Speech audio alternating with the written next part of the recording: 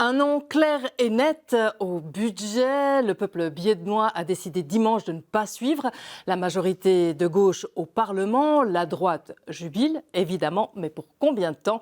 Madame, monsieur, bienvenue dans cette nouvelle édition de Duel. Du côté des parlementaires biennoises et biennois de gauche, c'est la soupe à la grimace lors de l'annonce des résultats de la votation sur le budget de ce dimanche. La population rejette nettement les deux variantes proposées. Pour la première, c'est non à 68,6%. Pour la deuxième, c'est non à 68,8%. Ce que la directrice des finances retient de ce résultat, la population ne veut pas des hausses d'impôts proposées.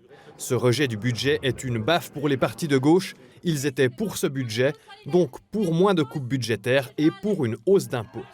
Sans budget, la ville de Bienne fonctionne au ralenti. Seules les dépenses essentielles, comme les salaires ou les dépenses pour les contrats déjà signés, peuvent être faites. Le conseil municipal et le conseil de ville doivent donc se remettre au travail et préparer une nouvelle proposition de budget pour 2023.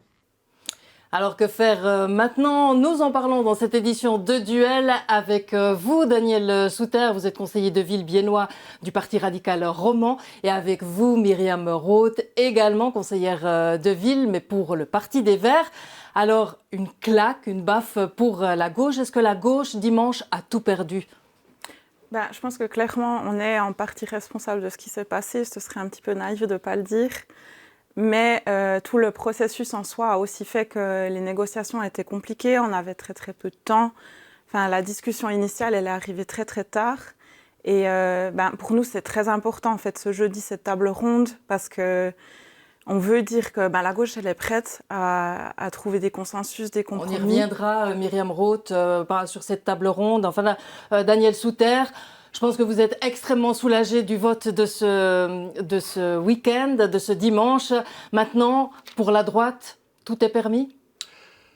Soulagement sans doute, oui, parce qu'on ne s'imagine pas si le résultat était le contraire, donc si ce budget avait été adopté, parce qu'il cumulait deux désavantages, c'est-à-dire une augmentation substantielle de l'impôt et un manque évident de recentrage des charges.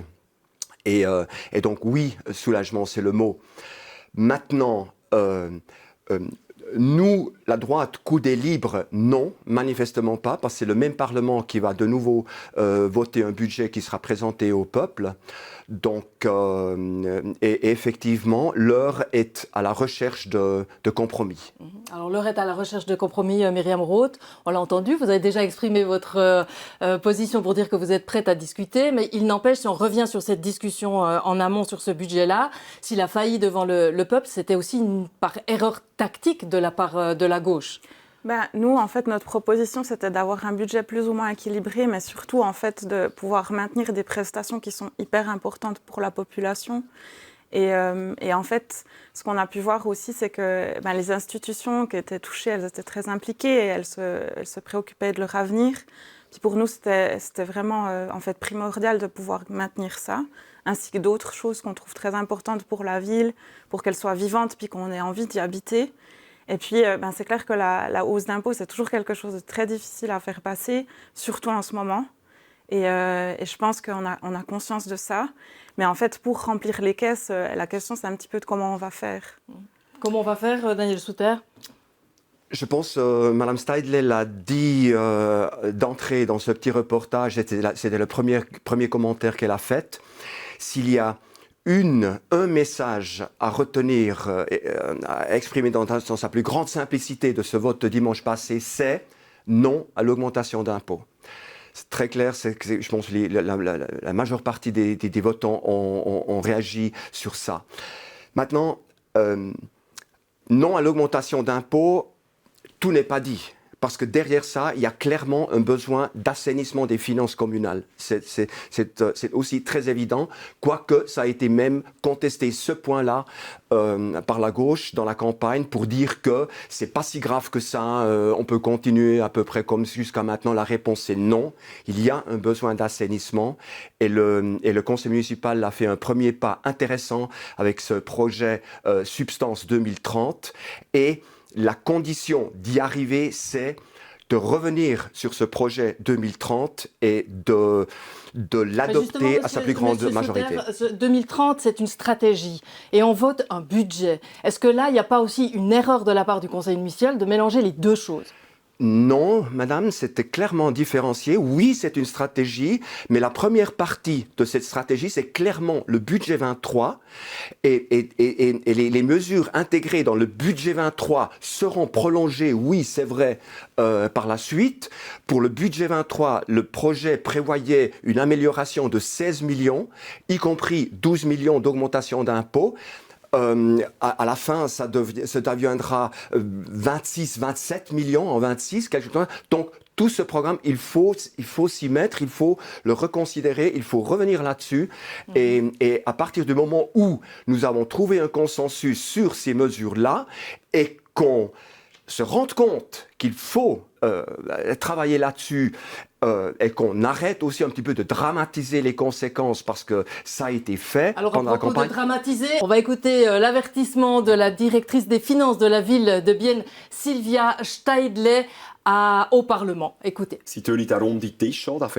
Jeudi, vous-même, les conseillers et conseillères de ville et les partenaires sociaux, vous réunissez autour d'une table ronde en huis clos. Quel est votre message aux participants ?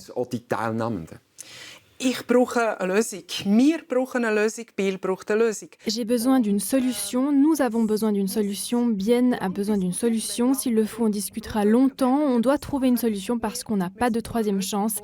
Si le budget est à nouveau rejeté par le Parlement ou par la population, le canton interviendra. Myriam Roth, votre réaction à cet appel de Sylvia Steidle ? Moi, je suis tout à fait d'accord avec elle. Il faut qu'on trouve une solution. Je pense que, justement, c'est un peu tôt pour dire quelles sont les solutions parce qu'on n'a pas encore eu l'occasion d'en parler.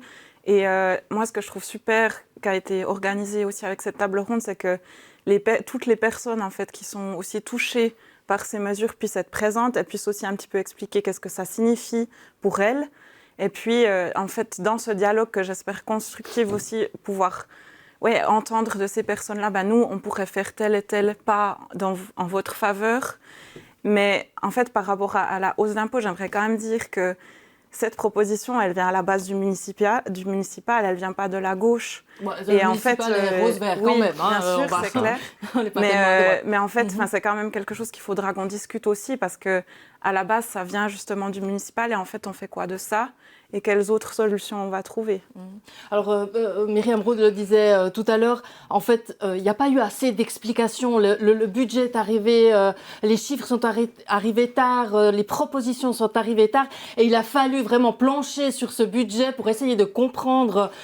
Donc là aussi, est-ce que c'est pas le problème du politique aussi, qui n'a pas réussi à expliquer aussi dans toute sa mesure ce qui était en train de se passer avec ce budget et quelles étaient les économies proposées ? C'est vrai, c'était relativement complexe en relativement peu de temps, mais voilà, on s'y est mis. La discussion devait avoir lieu. Relativement vite, nous avons pris connaissance du communiqué de la gauche unie qui disait clairement où elle allait. C'est-à-dire le refus quasi total de toutes les mesures d'optimisation des prestations, d'ajustement des prestations, le refus. Et à partir de là, on s'est dit, voilà, le train est parti. Et dans le Parlement, on a pu pouvoir passer le train et voir ce qui arrive. Et ce qui est arrivé, c'est que le refus. Donc l'idée de la gauche ne fonctionne pas, c'est ce qu'il est en train de dire. Moi, j'aimerais revenir là-dessus parce que c'est clair qu'il y avait des mesures qu'on refusait. Je suis tout à fait d'accord avec ça. Mais en fait, le relais médiatique a aussi fait qu'on avait l'impression qu'on refusait tout ce qui était faux. Nous, on avait envoyé justement une liste très détaillée parce qu'on s'est penché, comme M. Souter le dit aussi, pendant des mois sur ce projet, sur chaque mesure. Il faut aussi dire que c'était compliqué pour nous d'avoir des informations. Il y a des mesures qui étaient très peu décrites, on ne savait pas ce qu'elles voulaient dire. Et puis, on a de loin pas refusé toutes les mesures. Et je pense que pour nous, c'est aussi très, très important d'avoir des détails, en fait. Qu'est-ce que ça veut dire pour les gens, pour les personnes qui travaillent pour la ville, ça a quoi comme conséquences. Et en fait, ça, c'était aussi un travail qui était monstrueux, d'arriver aux informations Et en fait, après, c'est encore plus compliqué de pouvoir l'expliquer aux personnes qui ont le droit de vote, de qu'est-ce que ça signifie. Donc, l'attitude, ça a été de dire on refuse tout, comme ça, on n'a pas besoin non plus de trop rentrer dans le... refusé. Ouais. Enfin, ça, c'est quand même important de le dire, on n'a pas tout refusé. Mais on n'a pas tout refusé, non, Daniel Souter? Pas tout à fait tout, mais la majeure partie. Et ce qui a fait qu'on a perdu le contact, les négociations étaient exclues d'avance, tout était dit de la part de la gauche.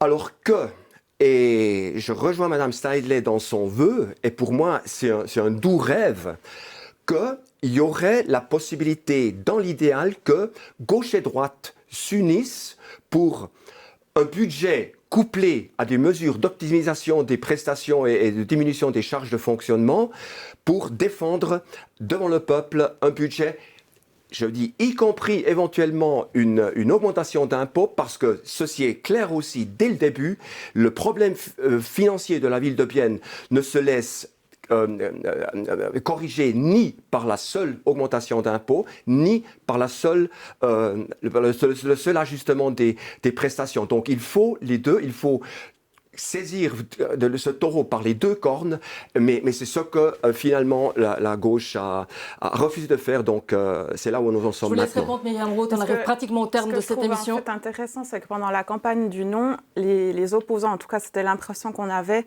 étaient très très centrés sur le non à l'augmentation d'impôts. Mais en fait, là, ça voudrait dire que le compromis pourrait aussi se faire sur ce genre de thématique. Oui. Mais alors, comment on va faire ensemble pour justement pouvoir soutenir tous les éléments? Ça, c'est clair que ça va être la question. Et moi, j'espère, et j'ai quand même l'impression que c'est possible de dialoguer et de trouver un consensus. Oui. On arrive au terme. Pardon, je suis très désolé, Daniel Souter. Franchement...